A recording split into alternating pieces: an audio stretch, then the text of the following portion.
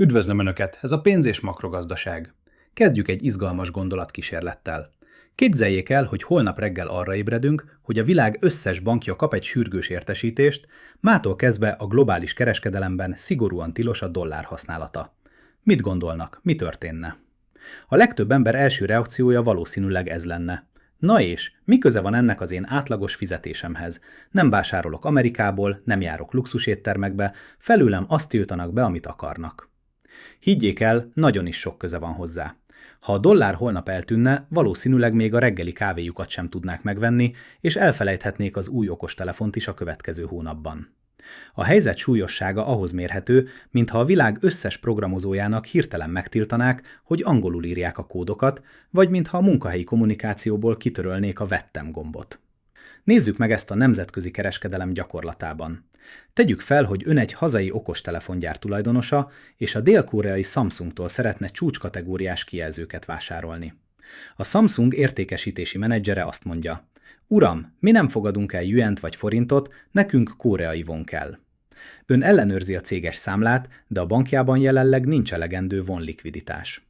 Ekkor odafordul a szaudi olajkárhoz. Barátom, megveszem az olajadat juanért vagy forintért, azt elszállítom Koreába, eladom nekik vonért, és abból a vonból megveszem a kijelzőket. Benne vagy? A szaudi sejk rágondol a szivarjára, és úgy néz önre, mint egy bolondra.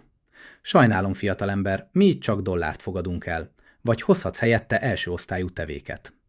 A körbejárás után észrevette? Dollár nélkül a nemzetközi kereskedelem persze nem állna le porig, de a hatékonysága drasztikusan visszaesne. A vállalatok kénytelenek lennének rengeteg időt és pénzt pazarolni az árfolyam kockázatok kezelésére, a fizetések elszámolására, és ezek a költségek végül mind a termékek árában jelennének meg. Minden multinacionális cégből főállású valutázó nepper válna, aki az idejét arra pazarolja, hogy bizonygassa, a pénze valóban pénzt ér. Ez a mai beszélgetésünk magva. A dollár legnagyobb bástyája ma nem pusztán az amerikai gazdaság mérete, hanem az évtizedek alatt felhalmozódott hálózati hatás, network effects. Minél többen használják, annál alacsonyabbak a tranzakciós költségek, és minél alacsonyabbak a költségek, annál több embert vonz a rendszerbe. Olyan ez, mint a Facebook vagy a WhatsApp. Mindenki ezt használja. Nem azért, mert a kezelőfelülete a legszebb, hanem azért, mert a nagynénje, a főnöke és a sarki fűszeres is ezen érhető el.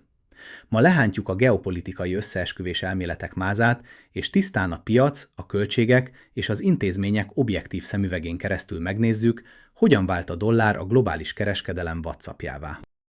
Ha arról beszélünk, hogy miért megkerülhetetlen a dollár a világpiacon, minden gazdasági elemző kiejti a bűvös szót, petrodollár.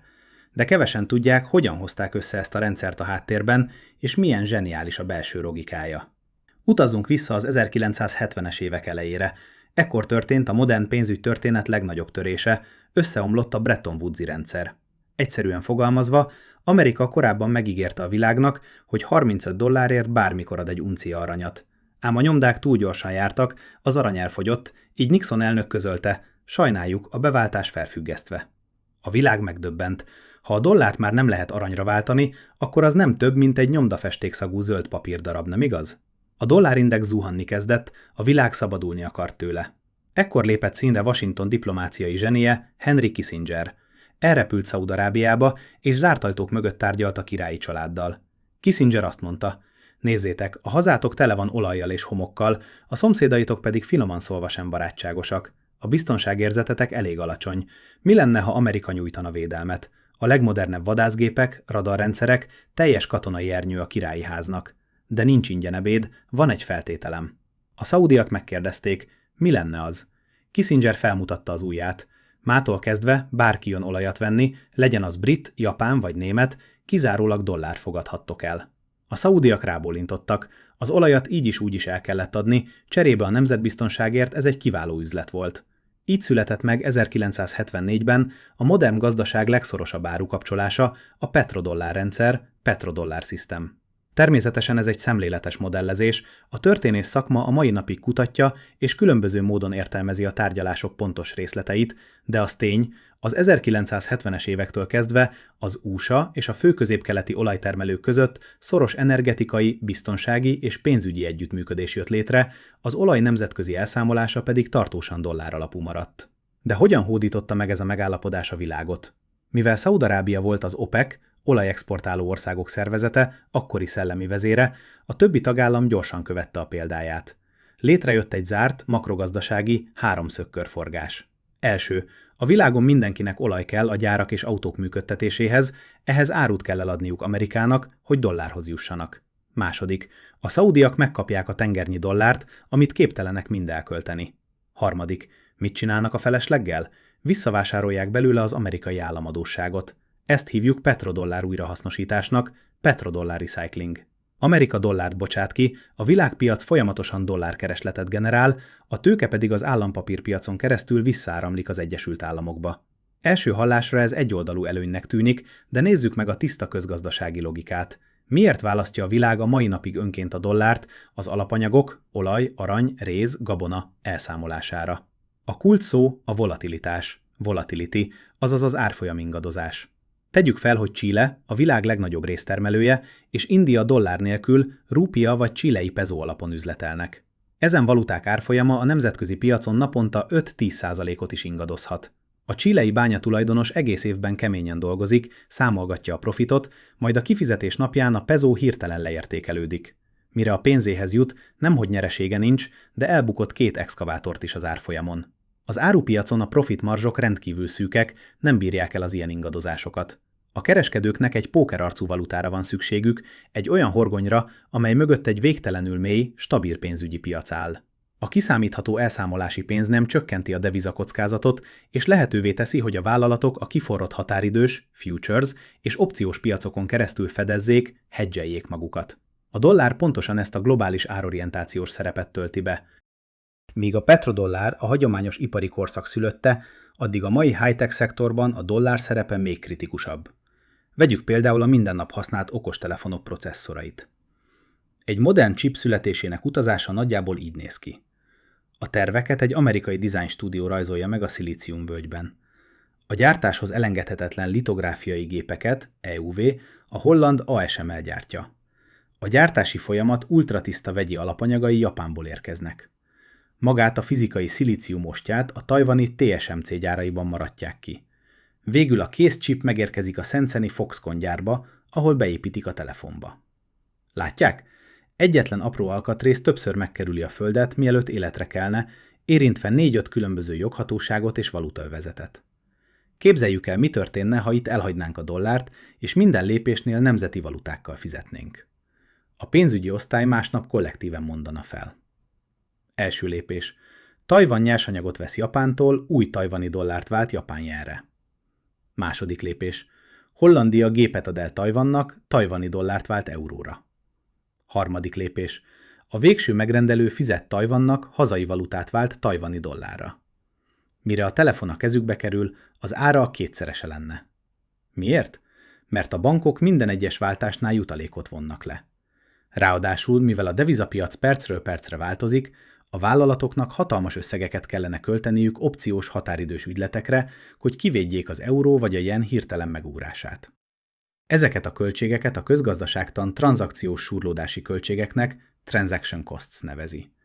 Minél összetettebb egy ellátási lánc, annál nagyobb ez a súrlódás, ami képes teljesen felemészteni a profitot. A piac és a nemzetközi gyakorlat közös válasza erre a problémára: mindenki dollárban áraz és számol el.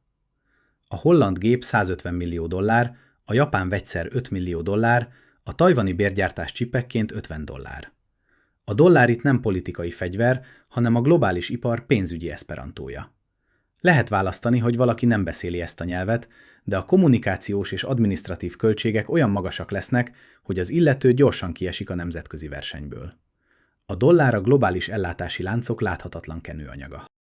Most pedig nézzünk meg egy olyan hivatalos adatot, ami elsőre teljesen szembe megy a józan paraszti ésszel. A Nemzetközi Fizetések Bankja, BIS, statisztikái szerint a globális devizapiac napi több ezer milliárd dolláros forgalmának mintegy 88%-ában az ügylet egyik oldala dollár. Fontos pontosítani, ez nem azt jelenti, hogy a világ pénzének 88%-a dollár, hanem mivel minden devizaügylet két pénznemet érint, a statisztikai összesítés elérheti a 200%-ot. Sokan felháborodnak ezen az adaton. Mégis miért? Ha Magyarország vagy Kína Brazíliával kereskedik, miért nem váltunk közvetlenül reálra? Miért kell megkerülni a világot a dollárral? Talán az amerikaiak adót szednek minden tranzakció után? A valóság sokkal prózaibb. A pénzügyi piacokon az egyenes út sokszor drágább, mint a kerülő út. Képzeljük el a devizapiacot úgy, mint egy nagy vásárcsarnokot. Ebben a csarnokban a helyi valuta, dollárpult a legnépszerűbb helyen van. Másodpercenként milliárdok cserélnek gazdát, mert itt vesznek pénzt az olajimportőrök, a techóriások és a befektetési alapok. Mivel rengeteg a vevő és az eladó, a piac mély és likvid, deep liquidity. Emiatt a vételi és eladási ár közötti különbség, a spread, elenyésző, szinte veszteség nélkül válthatunk. De ha besétálnak a csarnok sötét sarkába, ahol a forint közvetlenül brazil reálra feliratú pultál, azt fogják látni, hogy ott napok óta nem járt senki. Ha ön egy nagyvállalat vezetője és több milliárd forintért szeretne közvetlenül reált venni, hogy brazil papíripari alapanyagot importáljon, a banki üzletkötő megijed. Ó, a reál egy nagyon ritka deviza itt a régióban. Ha átveszem a forintját és odaadom a reálomat, mi van, ha holnap jön egy rossz hír Brazíliából, és a nyakamon marad az egész portfólió? Hogy ezt a kockázatot kivédje, a bank egy hatalmas kockázati prémiumot, felárat fog felszámítani. A vételi és eladási árat olyan messze teszi egymástól, hogy a pénze egy része már az átváltásnál elpárolog. Ezért a pénzügyi intézmények kiszámolták a legolcsóbb áthidaló útvonalat. Első lépés. A forintot átváltják dollárra. Autópálya, minimális veszteség. Második lépés. A dollárt átváltják reálra. Egy másik autópálya, szintén súrlódásmentes.